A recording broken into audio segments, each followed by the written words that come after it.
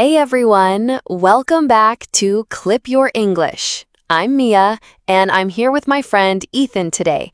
We're so excited you decided to join us. Hey there. Yeah, thanks for hanging out with us. So today, we're talking about something that, well, let's just say it's not the most fun topic, but it's super important. We're sharing a real story about failing an English test. Oh, man. Yeah. This one's going to be honest. Maybe a little embarrassing, too. But here's the thing. By the end of this episode, you'll know exactly how to avoid the mistakes we made. Plus, you'll learn some really practical tips that actually work in real life. And trust me, if you've ever felt nervous about taking an English test, you're going to want to stick around. This story might sound very familiar. Seriously, you might be thinking, wait, that's exactly what happened to me. So let's dive in.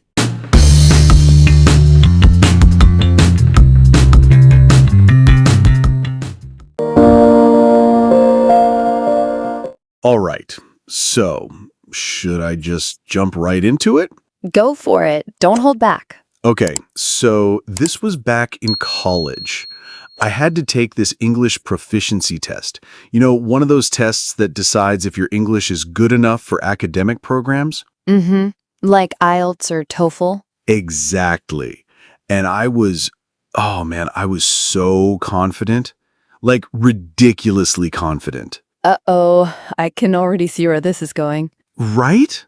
So for months before the test, I'm studying grammar rules every single day. I had this huge notebook, probably like 200 pages, just filled with grammar notes. Wow, that's dedication, though. Yeah, and I memorized vocabulary lists too. I'm talking hundreds of words. I even had flashcards everywhere. In my car, on my desk, in the bathroom. Hafa, in the bathroom? Really? Hey, don't judge. Every minute counts, right? And I thought, there's no way I can fail. I know all the rules. I know all these fancy words. So what happened on test day? Well, let me just say, the first section was reading comprehension, and I felt pretty good about it. But then came the listening section, and it was like they were speaking a completely different language. I mean, I knew all the words individually, but when they put them together in real conversations, I was lost. Oh, no. The speakers had different accents, they were talking fast, they used slang, and all my beautiful grammar rules, completely useless. That's so frustrating. But wait, it gets worse. The speaking section was next, and I had to have a conversation with the examiner. How did that go? Terrible. I kept trying to use these complicated words I'd memorized, but they didn't fit naturally. I sounded like a robot reading from a dictionary. Ooh, that's painful. And the examiner asked me simple questions like, tell me about your hometown. And instead of just talking naturally, I'm trying to remember grammar rules while I'm speaking. So you were thinking about the rules instead of just communicating. Exactly. I was so focused on being correct that I forgot to be human. So, how did you feel when you got your results? Honestly, devastated. I failed the speaking and listening sections completely. That must have been really hard.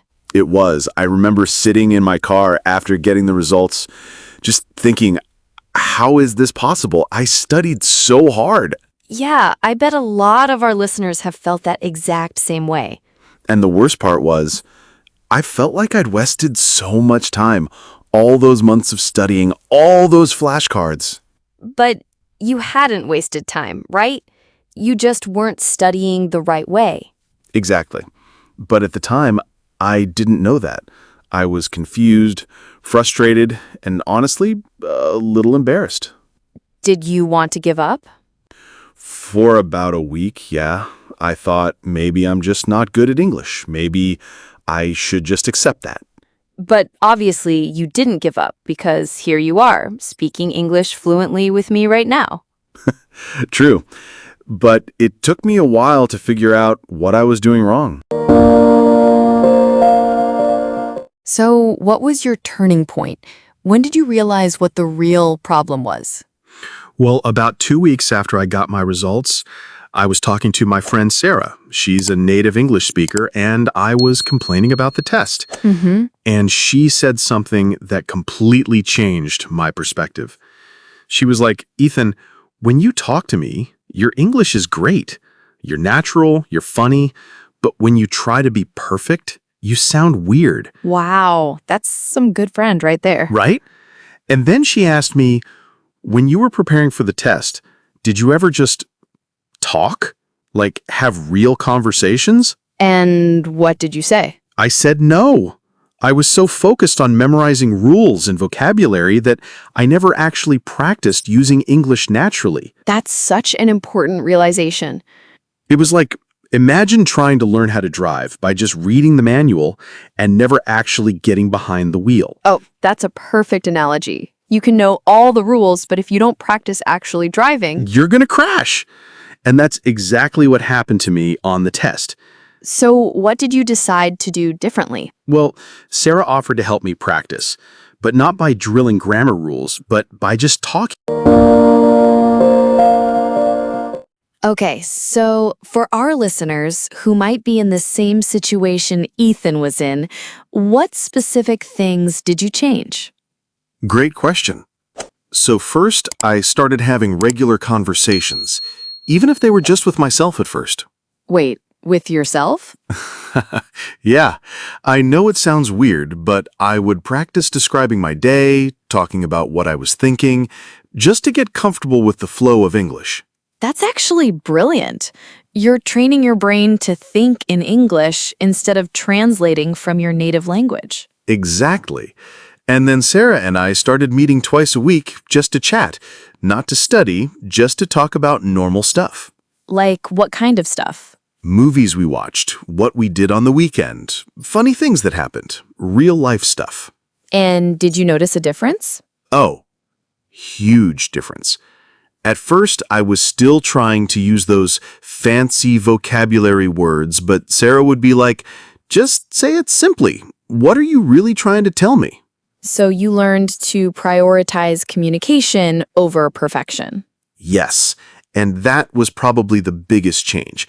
I stopped worrying about sounding impressive and started focusing on being understood.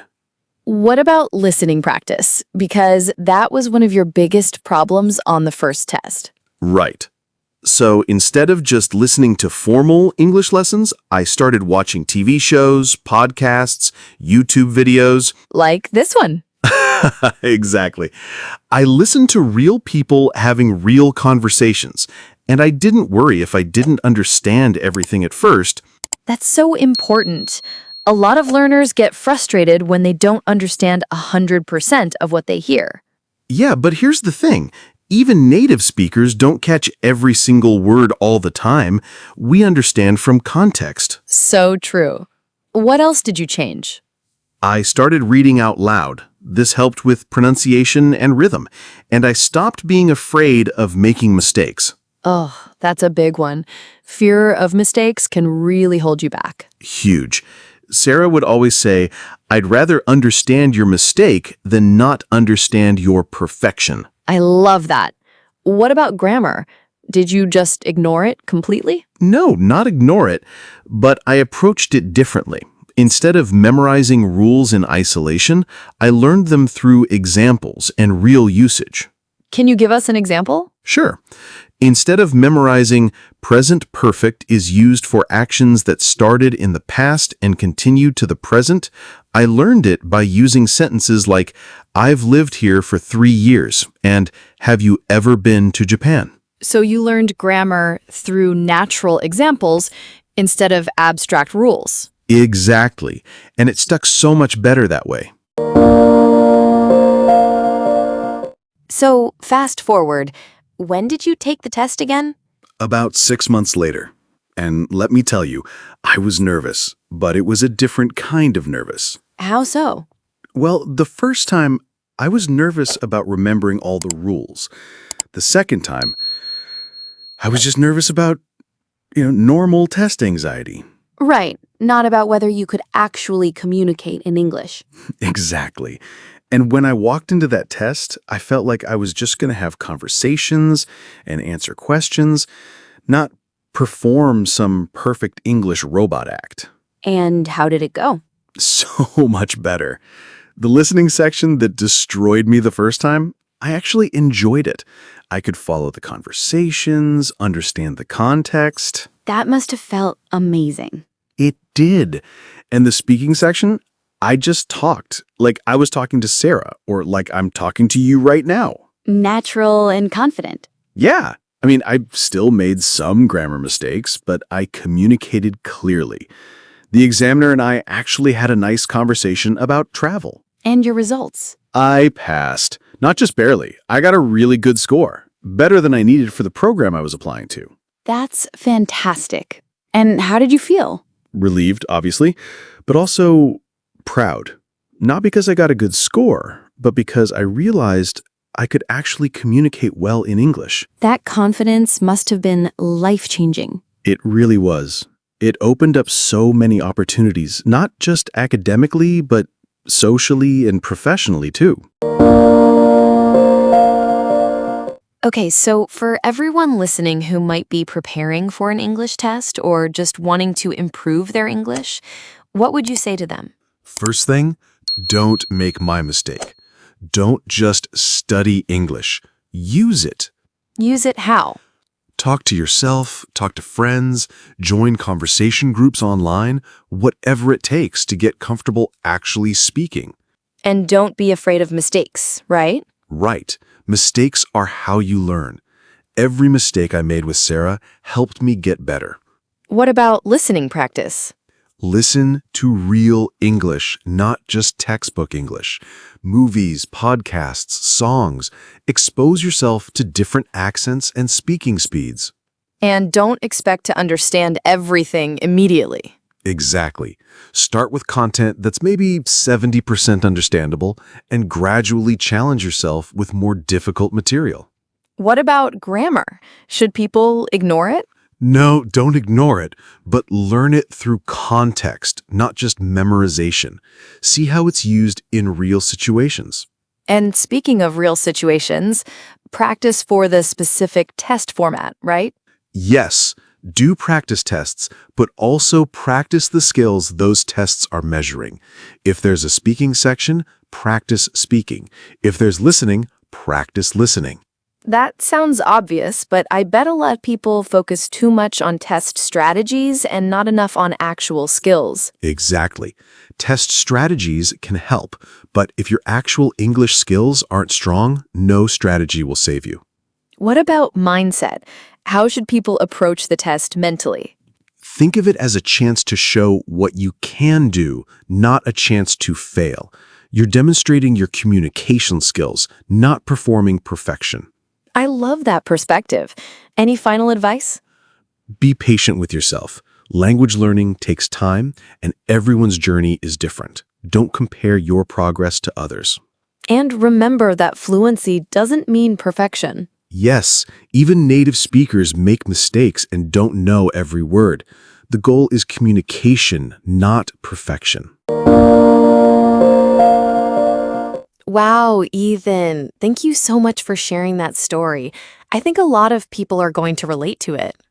Thanks for letting me share. It's kind of embarrassing, but if it helps someone avoid the same mistakes... I'm sure it will. So let's recap what we learned today. First, don't just study English, use it in real conversations. Second, practice the actual skills the test measures, not just test-taking strategies. Third, expose yourself to real, natural English through movies, podcasts, and conversations. Fourth, learn grammar through context and examples, not just abstract rules. And finally, focus on communication over perfection. Mistakes are okay. They're part of learning. And be patient with yourself. Language learning is a journey, not a destination. Before we go, we want to hear from you. Have you ever taken an English test? What was your experience like? Did you make any of the same mistakes Ethan did? Yeah, tell us in the comments below. And if you have any questions about test preparation or English learning in general, we'd love to help. If this episode helped you, please give it a thumbs up and subscribe to our channel. We post new conversations like this every week. And hit that notification bell so you don't miss any episodes. Trust me, we have some great conversations planned. Thanks for spending time with us today, everyone. Keep practicing, keep learning, and remember, you've got this. See you next time on Clip Your English. Bye for now.